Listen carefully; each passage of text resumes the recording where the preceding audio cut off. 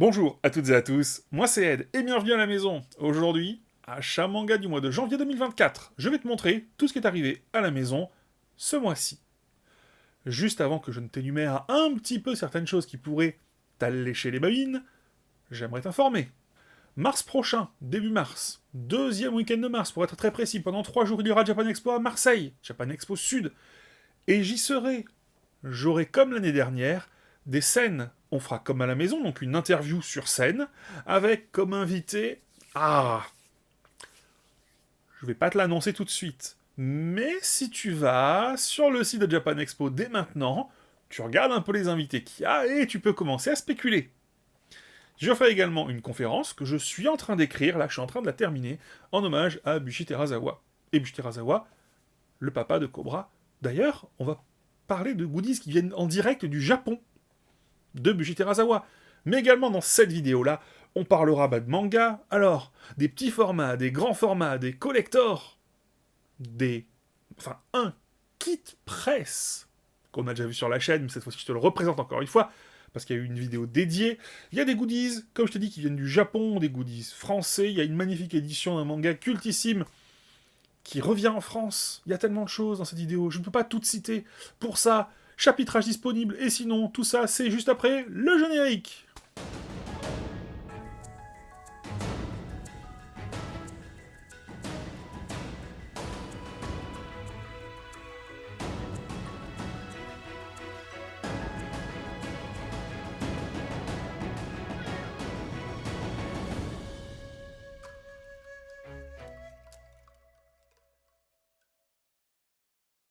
Et on va commencer avec Vega Dupuis. Alors, Vega Dupuis, c'est pas un carton de manga qu'ils m'ont envoyé, c'est une palette, littéralement. Bon, n'oublie pas que je suis marseillais, j'en rajoute peut-être un petit peu. Le premier de la liste, c'est le tome 11 de Genesis. Et on en a parlé récemment dans une vidéo, le mois dernier, une vidéo de lecture où je t'ai fait la lecture du tome 1 à 11, où je te parle de ce manga de Kujimori. Petit rappel, juste au cas où, on va suivre un groupe de jeunes anthropologues qui rentrent dans une grotte, et au moment où ils en ressortent, ils sont littéralement à la préhistoire.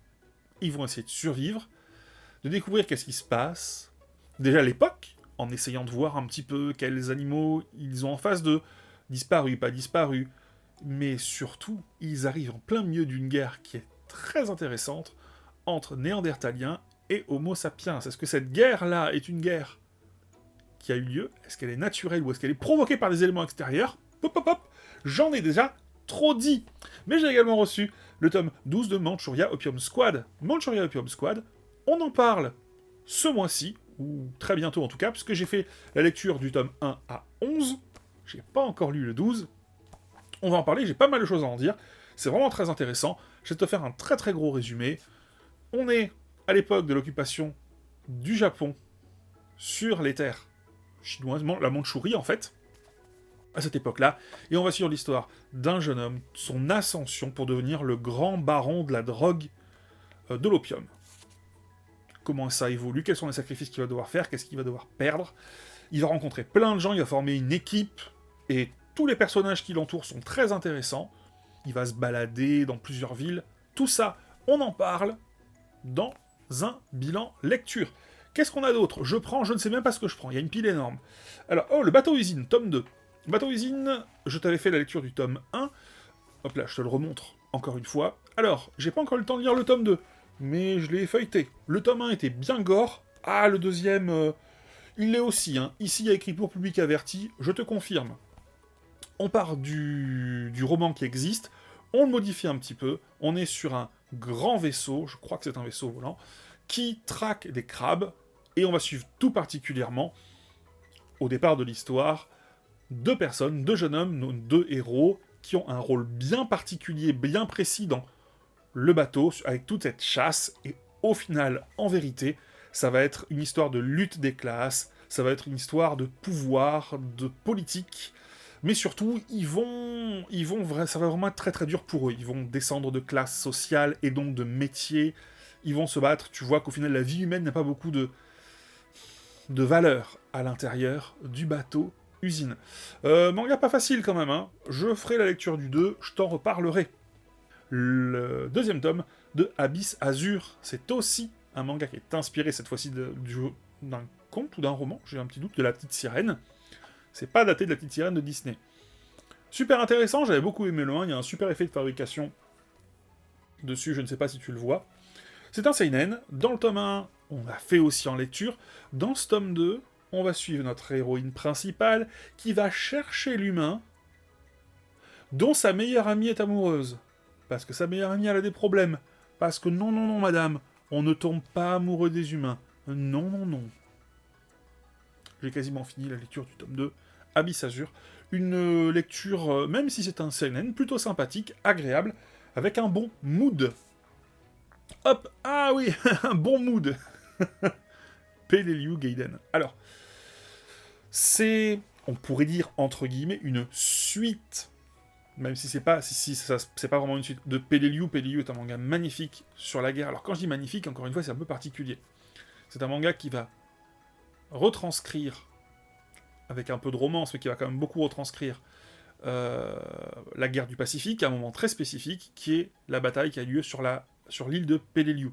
En fait, Peleliu Gaiden, c'est pas vraiment une suite, parce que tu vas suivre des personnes qu'on a pu déjà voir dans Peleliu, mais sauf que à ce moment-là, la vidéo, la caméra n'était pas sur eux. Tu vois, on suivait le héros. Donc il me tarde de le lire, en complément.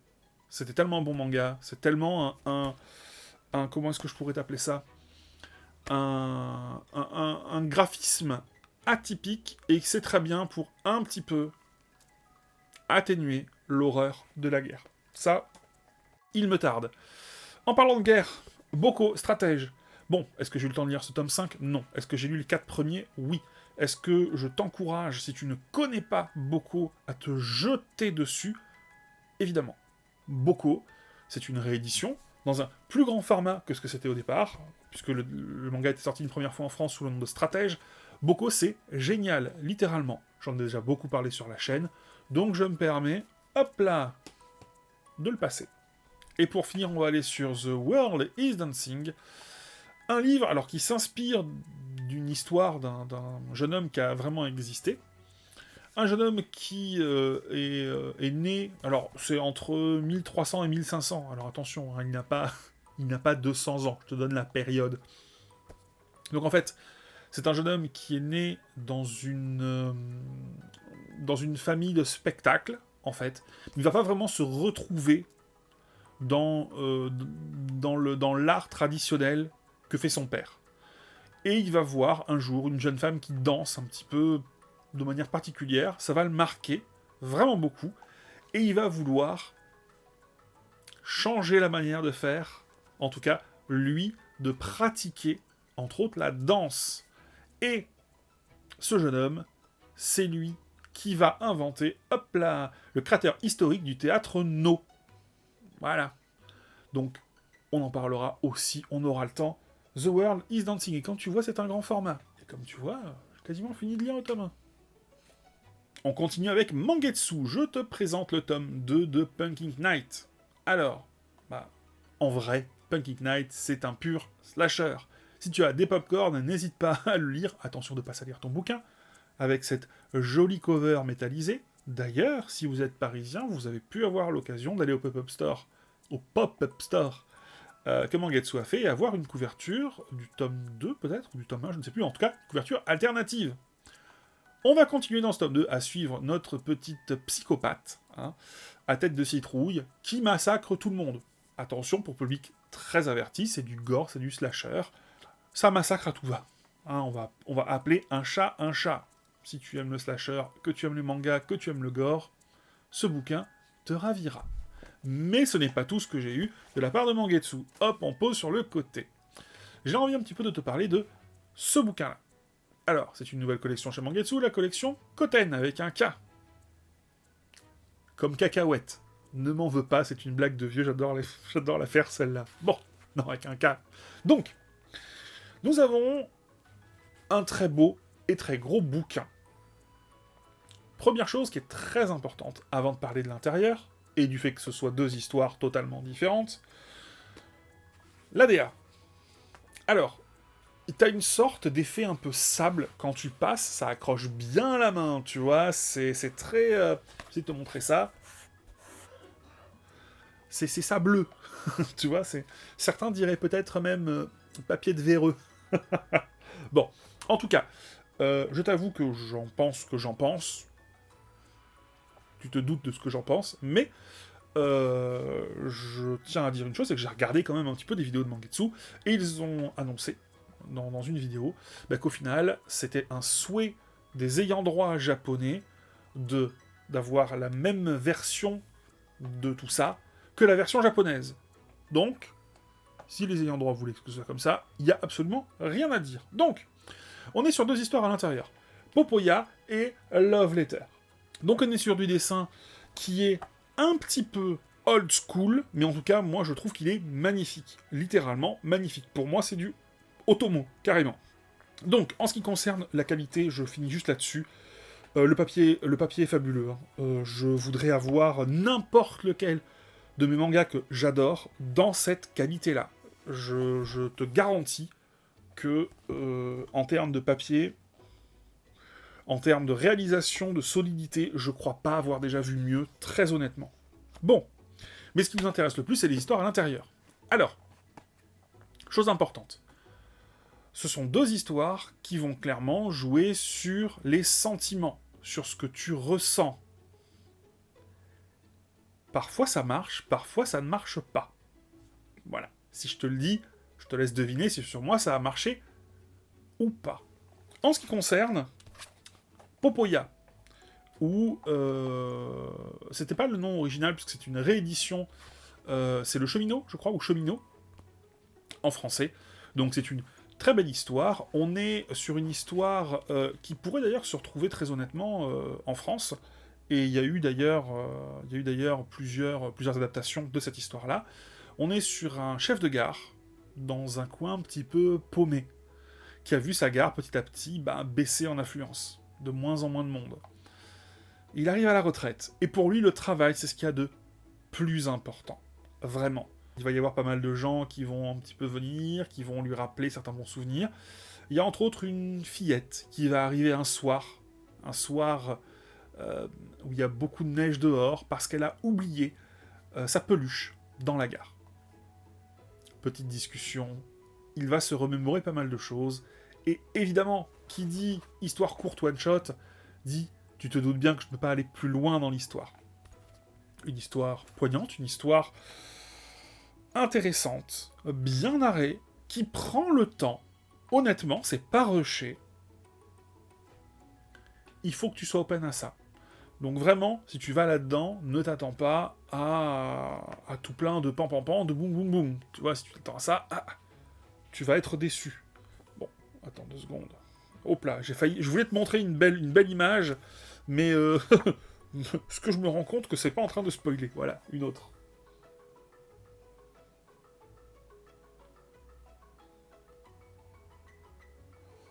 Love Letter, c'est aussi une très bonne histoire. Une histoire où on va suivre l'histoire d'un Yakuza. J'allais dire d'un jeune Yakuza, mais non, en vrai, il est pas très très jeune. Dans un Japon pseudo-contemporain. C'est-à-dire, on doit être dans les années 90, tu vois. Et il sort d'un petit bail en prison. Son boss l'appelle et lui dit, voilà, quand t'étais jeune, on t'a utilisé, tu le sais, pour te marier. Tu l'as jamais rencontré. Parce qu'au Japon, c'est pas la peine d'être présent pour se marier. On t'a marié à une chinoise qui est venue travailler pour nous. Je te laisse imaginer qu'est-ce qu'une jeune fille chinoise vient faire comme travail chez des Yakuza. Hein, voilà. C'est un peu dur quand même.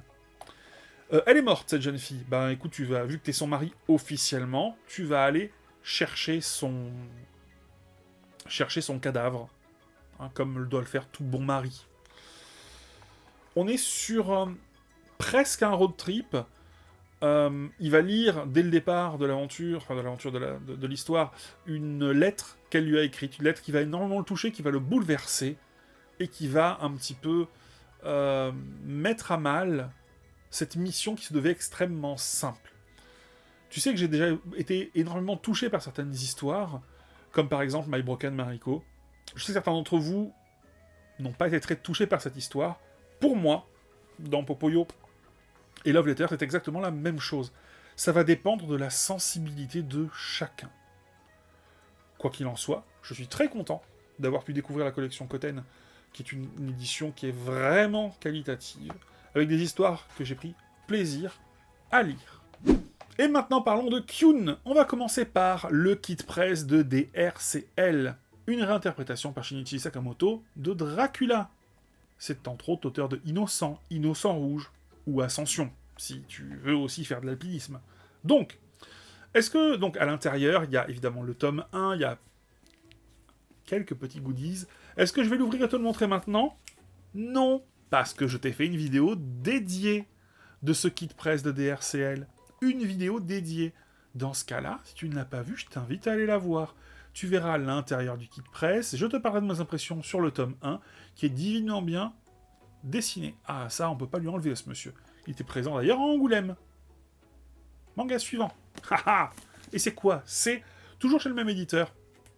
Valkyrie Apocalypse, la légende de Lubu. Alors, c'est un spin-off, c'est-à-dire qu'on a la série originale, Valkyrie Apocalypse, dans lequel les dieux et les humains se mettent sur la gueule dans un tournoi.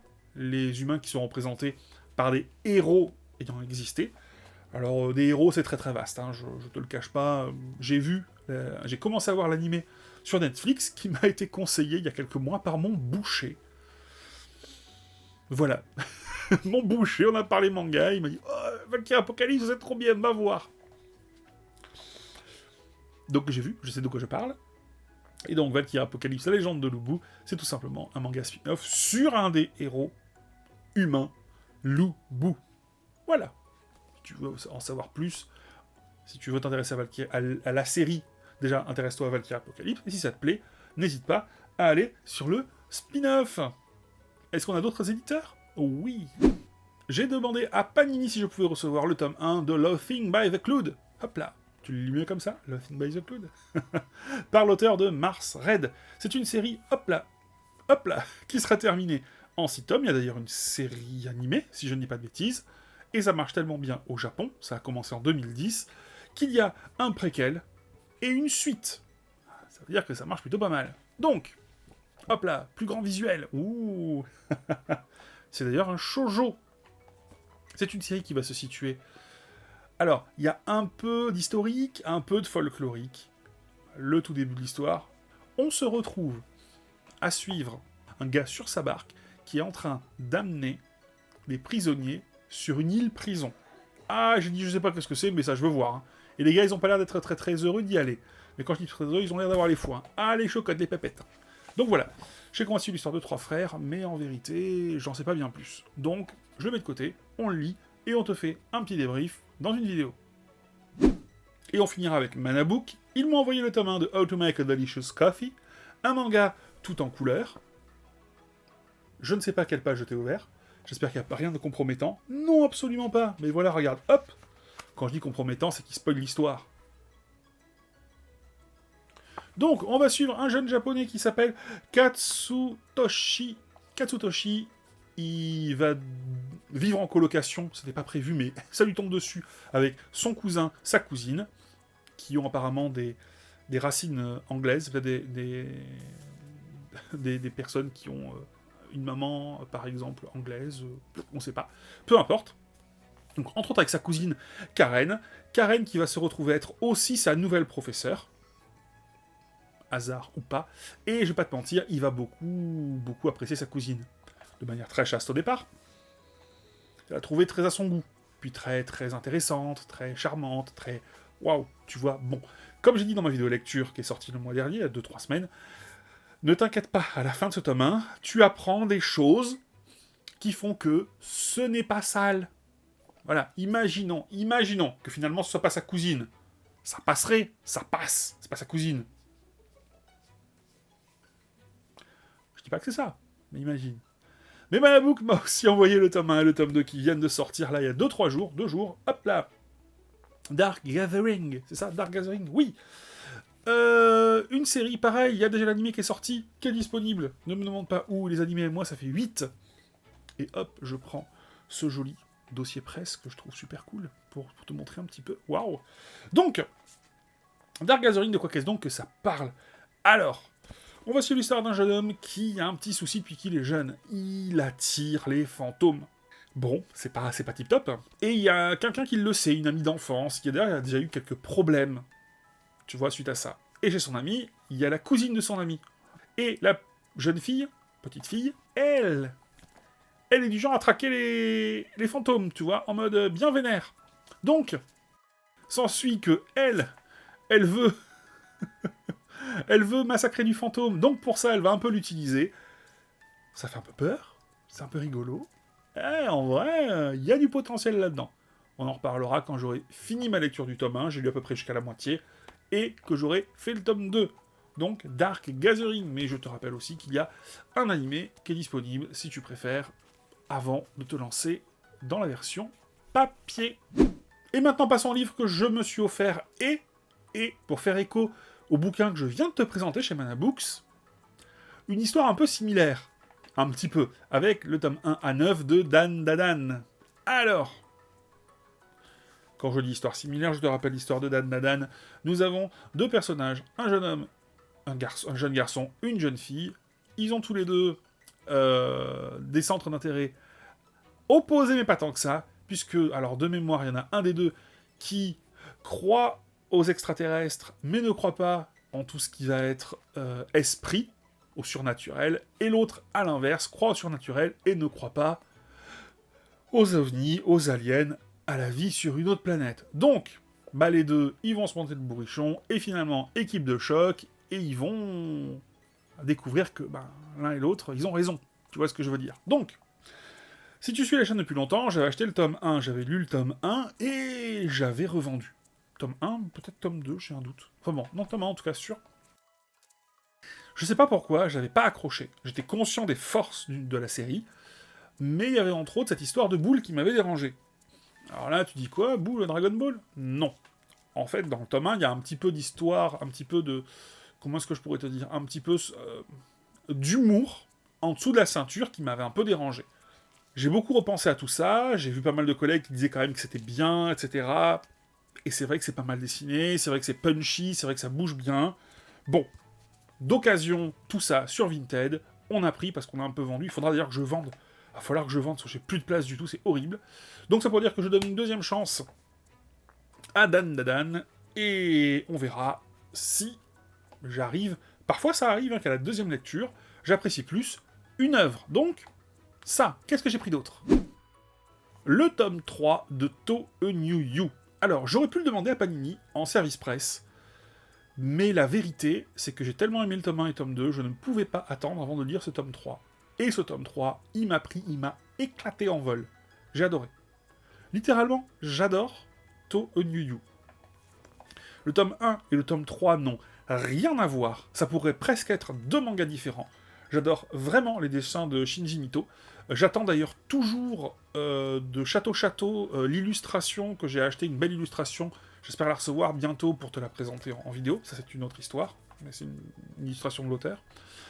To New You, dans le tome 1, on va suivre un jeune prof, je sais pas s'il est jeune ou pas, peu importe, qui en gros est en bad.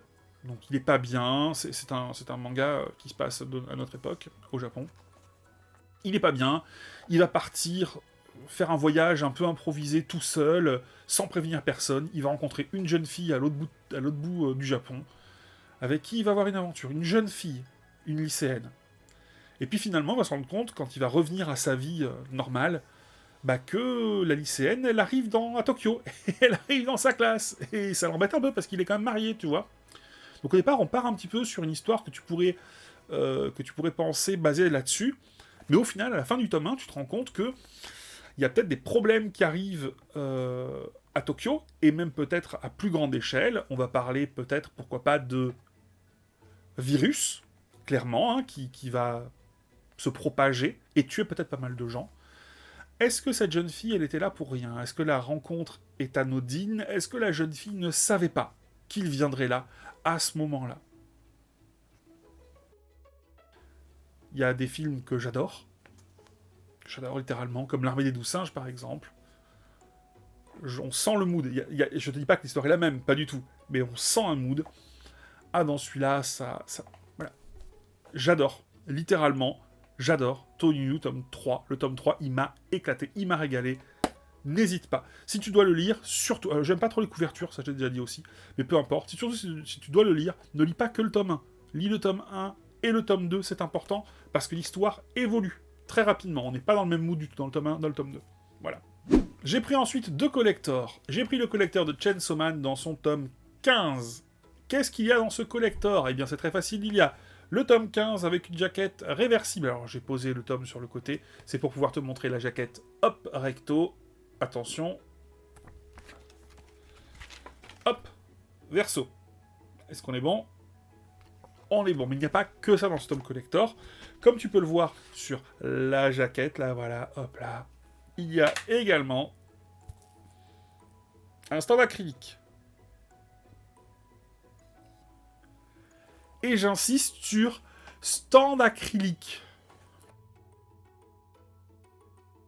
Je te montre la suite. La suite, c'est le tome collector de Tokyo Revenger. Alors, le coffret est de meilleure facture que le surcoffret, tu vois, de... Hop là, je te montre ça. Du tome 15 de Chainsaw Man. Hein. C'est vraiment ça, ça se met au-dessus du tome. Voilà. Donc, bravo pour le coffret qui est mieux. Ça, c'est un vrai coffret collector. À l'intérieur, tu as des silhouettes. Alors, pardon, tu as le tome 28 collector, enfin 28 normal, pardon. Voilà. Tu as également le caractère book 3. Est-ce qu'on le lira un jour? Absolument pas. Et il y a évidemment des, comme je te le disais, des stands acryliques. Non, pas du tout. Pas des stands acryliques. Ce sont des stands de... Comment ils appellent ça? Je ne sais pas. Voilà. Peu importe, à la limite. Mais c'est du carton. Tu vois? Alors, est-ce que ça fait le job? En vrai, oui. Ça fera très bien devant le... Je te montre à l'arrière aussi, ça peut être intéressant. Donc tu peux voir à l'arrière qu'il y a de quoi ouvrir pour pouvoir le poser un peu correctement, tu sais, comme les cadres photos. Donc, est-ce que c'est intéressant? Oui. Est-ce que ça aurait été bien en dur? Bah ouais, j'ai envie de dire oui. Voilà. Voilà. Bon. Je t'avoue que j'ai pas fait attention au prix, et que, une vérité aussi, si le prix, entre guillemets, de ce tome collector de Tokyo Revenger numéro 28 est l'équivalent juste des bouquins, et que tu as le truc en plus, bon, ça va. Après, s'il a fallu rajouter un peu plus, je vais râler de toute façon. Enfin, je râle pas. Mais je te mettrai ici le prix du caractère book numéro 3, le prix du tome collector et le prix du tome de base. Et tu te feras ton idée. Est-ce que je suis un pigeon que j'achète tout ce qui sort? Oui, tu le sais. Voilà. Le tome 3 de l'Habitant de l'Infini. L'auteur est venu à Angoulême, il a fait des dédicaces, c'est super cool, tu peux en voir plein sur X/Twitter. Moi, j'ai pas pu aller à Angoulême, mais ce que j'ai trouvé très très bien, et bravo à l'éditeur, c'est qu'en fait, dans 4 librairies partout en France, ils sont allés cacher un tome dédicacé. Entre autres, un qui était à Tsundoku, la librairie à Marseille où je vais. Est-ce que j'y suis allé un peu tard, mais la journée où ils ont annoncé, pour chercher, voir s'il l'avait, le tome dédicacé encore?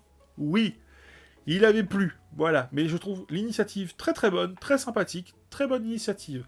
Habitant de l'Infini, sinon, à part ça, très très bon manga.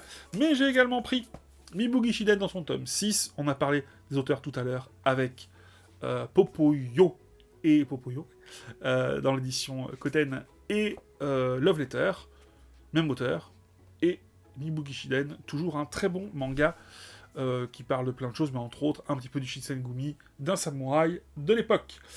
J'ai également pris le tome 20 de Aohashi. D'ailleurs, je pense que je vais bientôt, un manga sur le foot, très bon manga sur le foot, je pense que je vais bientôt compléter, parce qu'il m'en manque malheureusement pas mal. Le Gros Chat et la Sorcière Grincheuse, mon coup de cœur du mois dernier.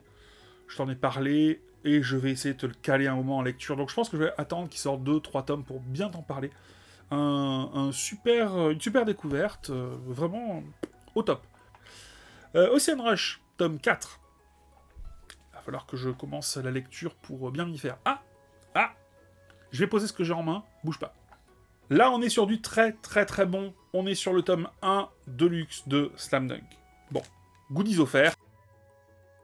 Un panier avec un ballon à gonfler et le panier à poser. J'ai gonflé le ballon, il rebondit bien. À force d'y jouer, je l'ai rangé parce que ma femme en avait marre, mais tu peux le gonfler et le dégonfler. Ça, c'est bien. On pose. On va revenir à ça. Slam Dunk dans sa version perfecte dans son tome 1. Alors, je ne fais pas partie des gens qui ont découvert Slam Dunk à l'époque. Je suis passé totalement à côté. Désolé, my bad. Mais j'ai découvert la série il y a quelque temps, avec avant la seconde édition, toujours chez Kana. Donc j'ai découvert malgré tout avec les éditions Orange. J'ai lu les 3-4 premiers tomes. J'ai trouvé ça très, très, très bon. Mais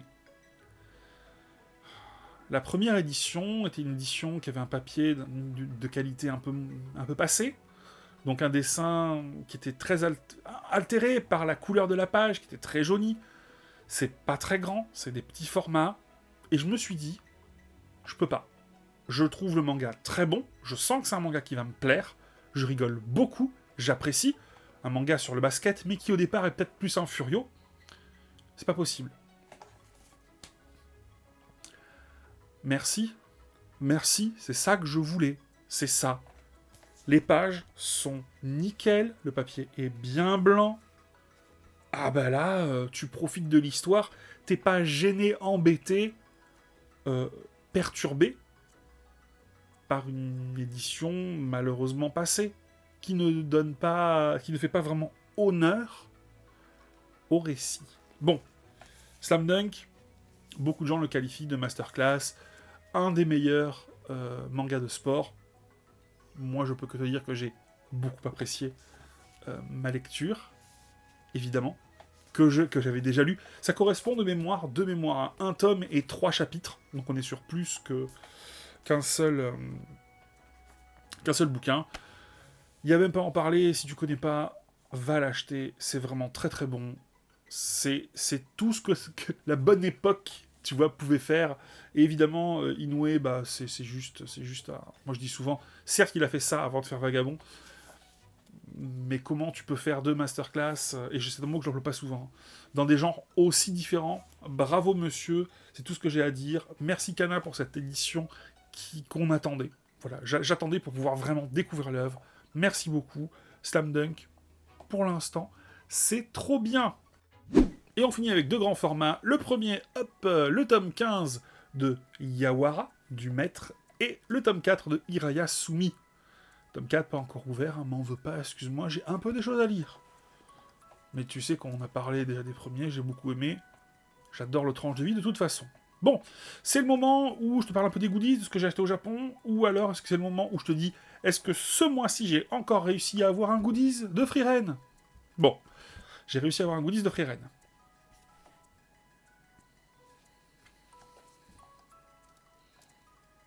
Alors, tu vas me dire qu'est-ce que c'est? C'est un goodies exclusif au comptoir du rêve pour l'achat d'un tome ou 2 tomes de Frieren. Tu avais ce, je sais pas comment ça s'appelle, un stop livre. Hein. Enfin, tu vois, tu mets ça comme ça dans tes livres et stop rayon. Voilà, un stop rayon. Bon, mon souci c'est que je l'ai pas acheté quand c'est sorti. Donc il a fallu que je l'achète sur Vinted. Évidemment, est-ce que je me suis ruiné? Oui, oui, ça m'a coûté un bras. Beaucoup trop pour ce que c'est. Oui, oui, mais c'est Frieren. Alors voilà. Et c'est l'heure des goodies japonais. Il y en a 2. J'ai trouvé cette petite figurine, une WCF de Dr. Slump, et j'en suis très content. J'ai acheté d'occasion, mais elle est 3 ou 4 fois le prix du neuf, tout simplement parce qu'elle est rare. Bonne nouvelle, il me manque donc plus que une pièce pour avoir la série des 6 complète, c'est celle-là. Est-ce que je l'aurai un jour? Je l'espère, en tout cas. Mais j'ai participé à une enchère au Japon, et j'ai gagné quelque chose que moi j'estime être masterclass, littéralement. Alors c'est quelque chose en rapport avec Cobra, Space Adventure Cobra. Pour moi, il y a, comme beaucoup de gens, plusieurs choses qui sont la base, le fondement de ma connaissance, de ma passion du manga. Évidemment qu'il y a Dragon Ball et tout le club Dorothée. Mais ça, c'était quand j'étais enfant, et puis ou jeune ado. Et ensuite, il y a eu d'autres choses qui sont arrivées qui m'ont fait passer un petit peu dans ce côté dans ce côté adolescent, grand adolescent qui adore le manga, qui découvre autre chose.